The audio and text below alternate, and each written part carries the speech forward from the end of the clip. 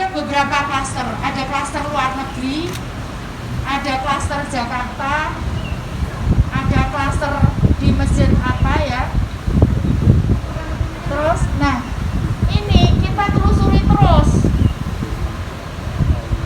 Jadi kemarin ada contohnya misalkan Sampurna, itu bukan klaster baru, karena di Sampurna itu sudah ditemukan dari sini. Jadi ini misalkan ini si A, ya, si A, maka A ini dengan nukleus keluarganya itu kita nyatakan dia statusnya orang macam-macam. Ada yang kalau dia ada gejala plus keluarga, ya.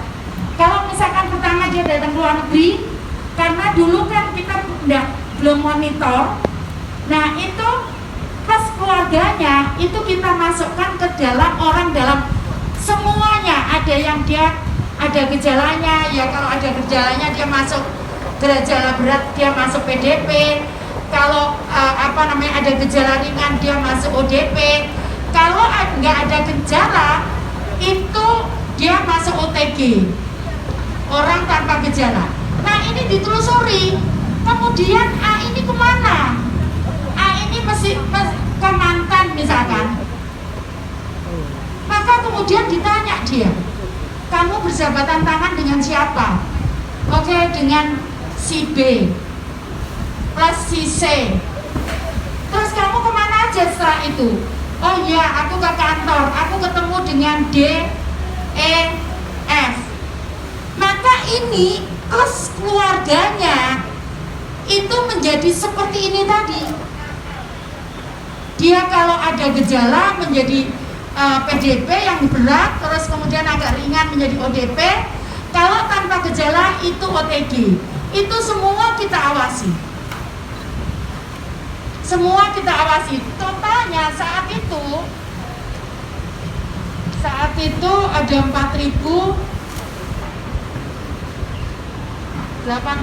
Sekarang posisinya 4.818. Ini orang yang dalam resiko. Jadi orang dalam resiko ini sekarang segini jumlahnya. Ini pengembangan dari ini tadi. Ini ke keluarganya, ini keluarganya, terus kemudian ketemu ini sekeluarganya gitu. Itu kita hitung.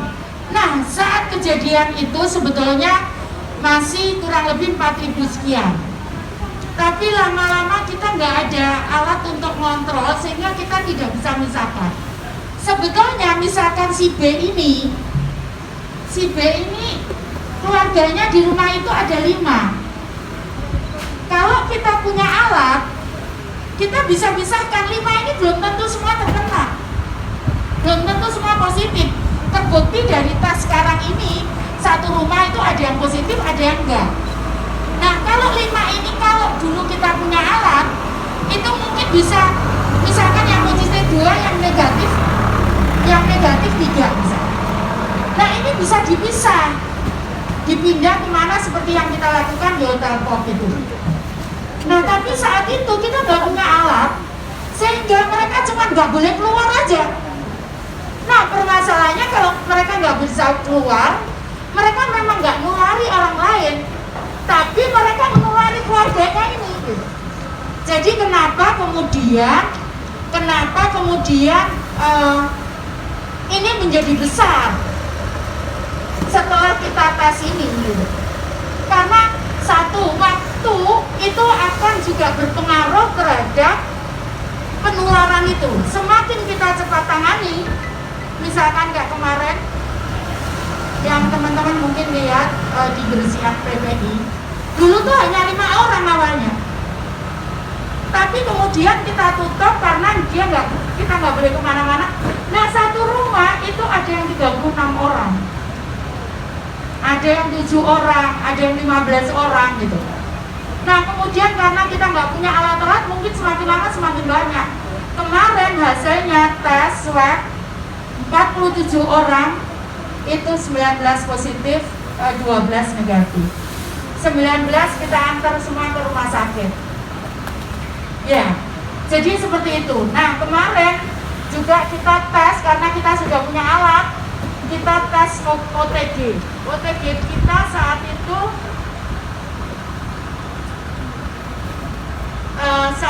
ada, sekarang ini OTG orang tanpa gejala 971. Jadi angka ini itu dibagi, ada OTG, ada ODP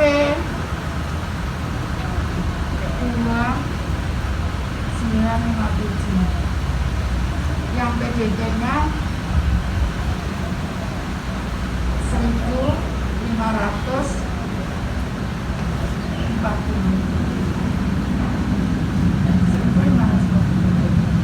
Nah, dari sekian itu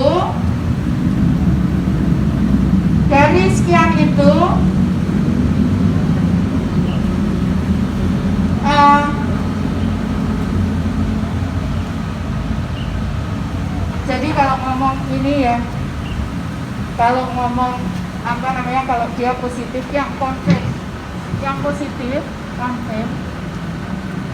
itu ada 667. Nah, kemudian dari itu sembuh 100. Ini sembuh 100. Dari ini ODP yang sembuh, PDP yang sembuh 600, totalnya sembuh total 2000. Ini kalau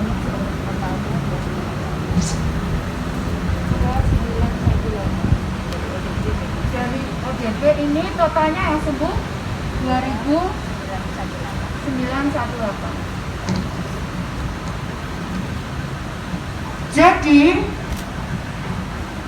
di sini sisa yang belum sembuh itu ada yang rawat jalan, ada yang rawat inap.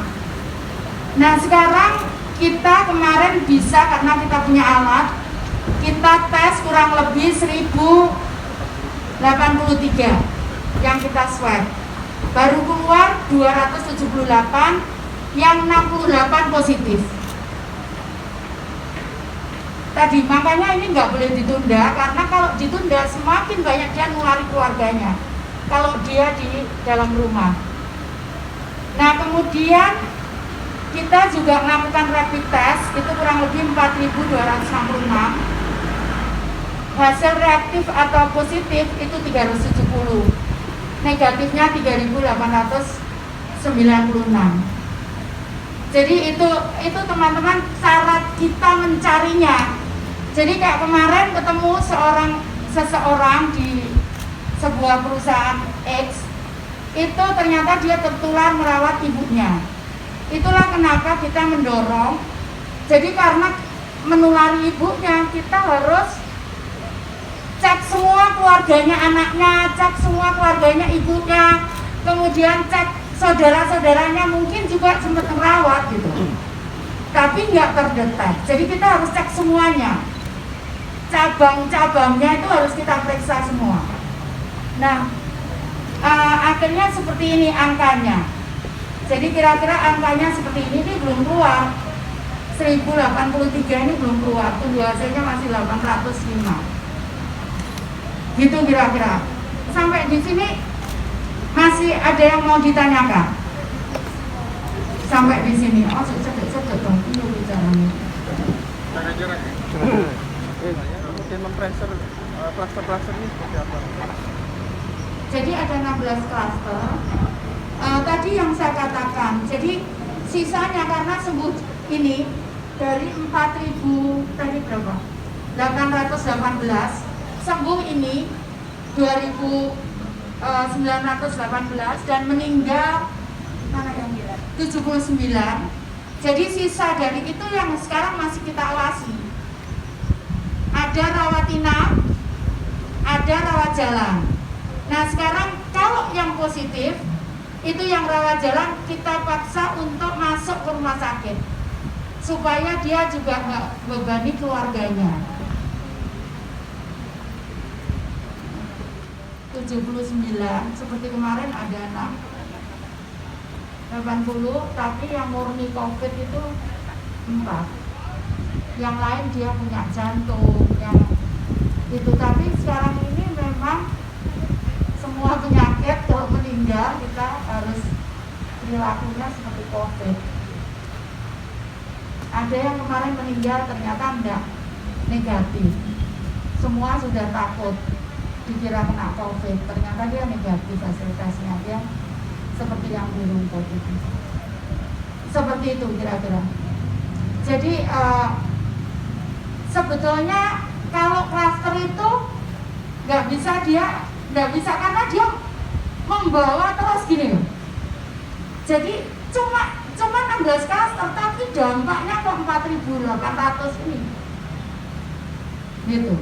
Karena turunan-turunan dari tadi. Jadi kalau si A ini ketemu ini, itu satu keluarganya kena di dalam orang dalam resikonya. Jadi kita masukkan ke situ. Kita periksa, kalau dia nggak ada gejala ya namanya OTG. Kalau ada gejala ringan namanya PDB. Kalau berat namanya PDB, kebalik ODP. Kalau berat dia PDB. Ya, gitu ya teman-teman.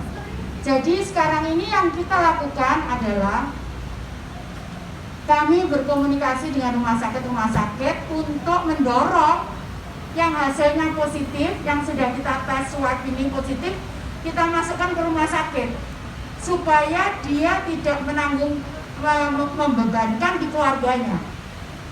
Seperti itu. Ini kita ada gerak tim dari Satpol PP, Linmas, dan Kesehatan, kita dan pemerintahan untuk mengajak warga yang positif ini masuk ke rumah sakit. Kami sudah berkomunikasi, ada sekitar 20 bed untuk dari Wisata Utama, kemudian 30 Menur, Rumah Sakit Menur, Siloam 40. Jadi kita sudah komunikasi seperti itu. Untuk mendorong yang positif, rawat jalan kurang lebih 144 orang itu kita dorong untuk masuk rumah sakit.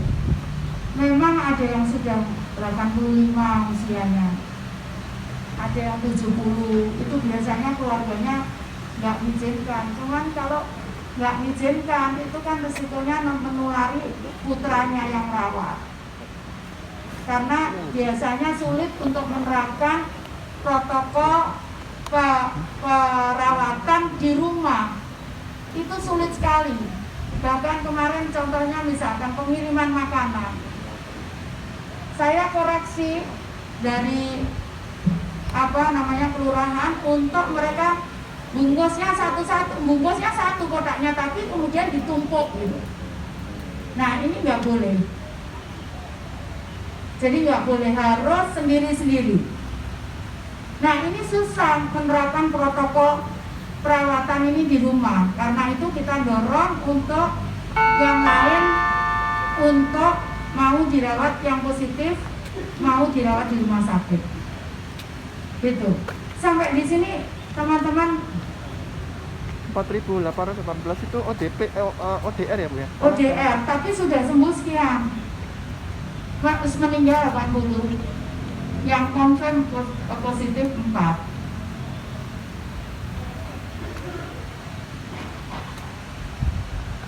Gitu.